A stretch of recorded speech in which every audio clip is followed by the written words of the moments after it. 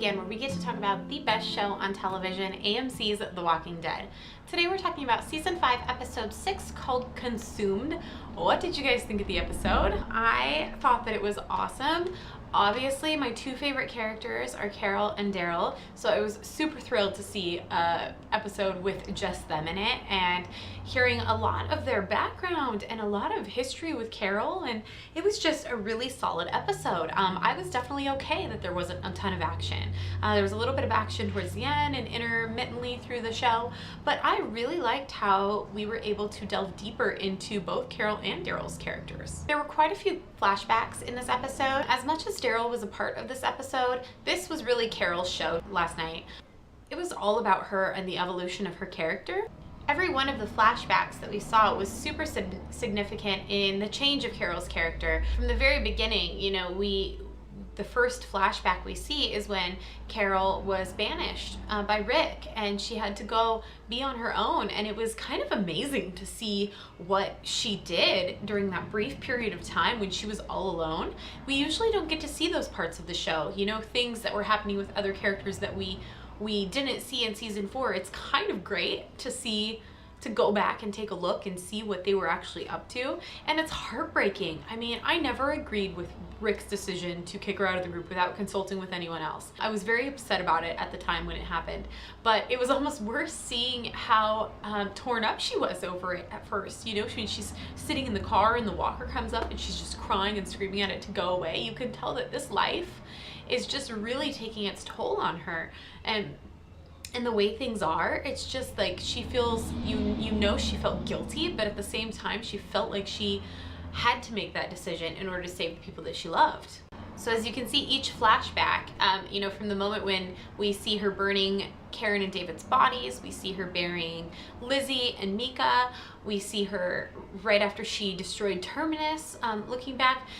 All of these flashbacks are super significant to her evolution and who she is now from who she was before. Throughout the entire episode, we are seeing this theme of fire and smoke, and there are so many instances. Like, if you actually go back and look and count how many times you see fire or flame or smoke, it's a huge number. This is definitely a symbolic theme throughout the show. I think that the fire signified both the destruction of Carol and Daryl's previous selves, who they were before the apocalypse started, and the rebirth of who they are now and who they've become and who they have, you know, the person they've maybe always wanted to be. We really see a huge change in them by the end of this episode, and I think it was nice to be able to kind of go back and look at the pieces of Carol and see where she's come from. So there's one instance where we finally hear where this theme is going. You know, we're seeing all this fire throughout the show, and now we realize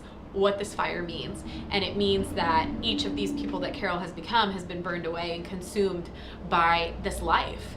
So she feels like she never did anything about the abuse she received back when, you know, before the apocalypse, when she was with Ed and she was trying to protect Sophia. She never did anything. She was weak and helpless, or she felt helpless, and she felt like she couldn't do anything.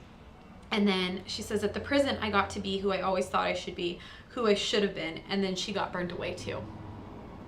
And at the prison, you finally see, you know, if we look back at Carol's character of when they left the farm and they finally found the prison, and that woman that she became, where she was strong and she made quick decisions, and she was almost callous in the decisions that she made, you know, but she was so determined when she taught the kids how to use knives, and when she was when she had to put down Lizzie and Mika's father. You know, she was very much like, this is what has to be done for us to survive, and you know, if you don't like it, sorry, but this is what needs to be done. And she almost loses emotion for it. She becomes hardened. And then she said, you know, and she got burned away. Everything now just consumes you. And it's like this life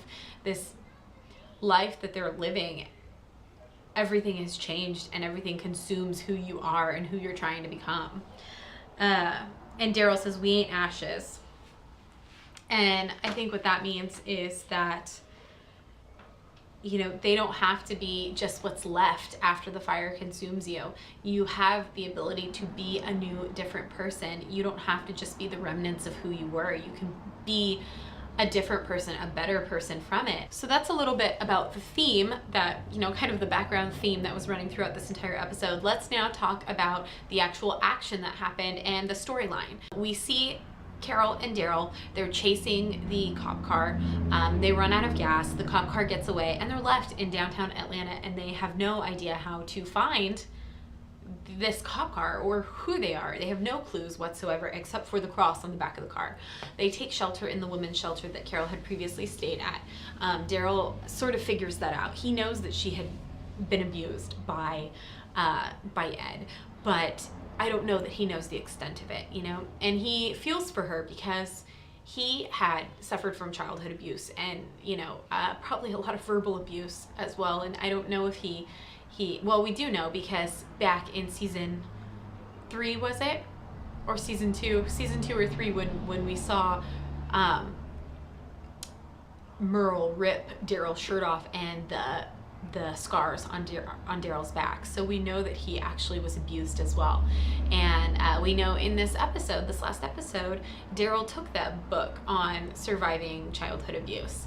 And so that kind of just further, you know, tells you that he also suffered from abuse, and he sees a lot of himself in her, and I think he feels for her in a way that maybe he hasn't felt for anyone before, where he realizes that they are kind of the same, and he sees how he's changed, but he also sees how she's changing as well. So the next day they try to get the lay of the land by going up to a sky bridge and kind of getting a view of downtown Atlanta and trying to find some kind of clue.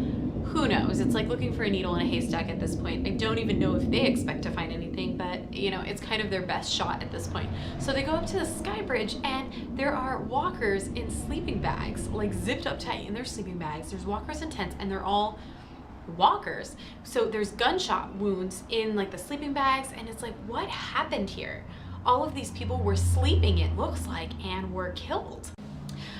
So they go up to the sky bridge and they see this. They're kind of moving around the building. They get a view of, now I can't remember, did they see the van with the cross? I think they see the van with the cross, and then when they decide to go and check it out, that's when Noah steals their weapons. So it's Noah, and we saw him earlier in the episode watching them, and he steals their weapons, the little jerk. And we all know he's just trying to survive, but oh, he just frustrates me so much at this point. He sets the walkers free from the tents at Carol and Daryl, and steals their weapons, and they finally get out. But they fight their way out, and Noah's gone. They can't find him. Eventually they make their way to the van, and it's kind of a really intense scene. Now I knew about the potential van crash off of a bridge before the season even started, but I didn't know what it was about or who was in it or anything like that. So once I saw the van through the window, I was like, I know what's gonna happen. Very shocking to me that they would willingly let themselves be pushed over the side of the bridge in the van, but I guess there's really no other way when you have no other weapons and there's a huge amount of walkers outside, so I guess you just have to trust that it's going to be okay. I loved that moment when they held each other's hands and they were bracing for impact, and it was just kind of like if we're going down together, and we're just going to do this. And the van crashed. Yes, I also agreed that the filming of the van crash was weird because it totally looked like the van was going to flip upside down and then it landed upright. So whatever, a little filming error there, but it wasn't big enough for me to really complain about. Carol is obviously hurt. She has done something to her shoulder. I don't know that it's actually dislocated. I think something's broken in there because if it was dislocated, she knows how to, as she showed us in the episode with Rick and the young couple, now Sam and his girlfriend, when she showed them how to pop back in a dislocated shoulder. So I don't think it was just that her shoulder was dislocated. I really think that something was broken in there. And we see later, after they go into a building to kind of take shelter and get a better lay of the land, get protection, and Noah is in there, and Noah shoves a walker at her, and the walker lands on top of her, and she's trying to push the walker off of her, and she can't because it hurts so bad. You can hear her screaming like in pain, and Daryl saves her. So we know she's very much injured there. We see that she's in a lot of pain. We see Daryl confront Noah. Yes, he gets his crossbow back, but they save Noah, and they find out somehow, they see Noah's panic and about the hospital people, and Noah tells them that Beth was there, and they're all going, running out the building, and then unexpectedly, Noah's foot is acting up, so Daryl's helping her, tells Carol to run ahead, and she gets hit by a car. Man, they slammed into her so hard. I almost felt like they were just waiting for her, because they seemed so like, they weren't shocked at all that they had just hit her with their car. Like, they just hopped out and were like, all right, get the stretcher, let's load her up, load her in the back. Like, is this what they do? I told you guys in a previous review that I really think that they go out and they purposely injure these people, these survivors. They injure the ones that they want, kill the ones they don't want, and bring them back. They injure them just enough where they can potentially save them and use them for labor, this servanthood that they have here going on in this hospital. And if they happen to hurt them too much, like if they hit her with the car too hard and she's, not savable, then whatever, no harm, no foul. They just go out and find another person. Carol is taken, and Daryl starts to try and get her back, and Noah says, no, don't do that. They have a doctor, they have machines, they can help her. If you go out there and kill them, you won't be able to save her. So they let them take Carol away, which I don't know, I wasn't happy about. And then, Daryl is left taking Noah back to the church. And so now we know that Daryl, when Daryl met up with Michonne outside the church, Noah was the one who was in the background.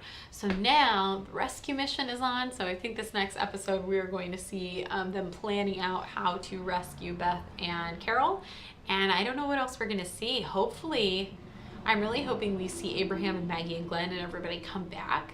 But it looks like from the promos that it's just going to be about 5 of them going to take on the hospital. I don't know how that's going to go, but I'm going to do a dead ahead predictions video here in a minute. All in all, I thought this was a great, solid episode. I really liked seeing deeper into Daryl and Carol's character and seeing their dynamic. They really flow together well. They know each other so well that, one acts and the other reacts to the other, and they just move as one almost. And I really like seeing them together. Yeah, that's it for today, guys. Leave me comments down below on what you guys thought of this episode, and I will see you guys next time. Bye!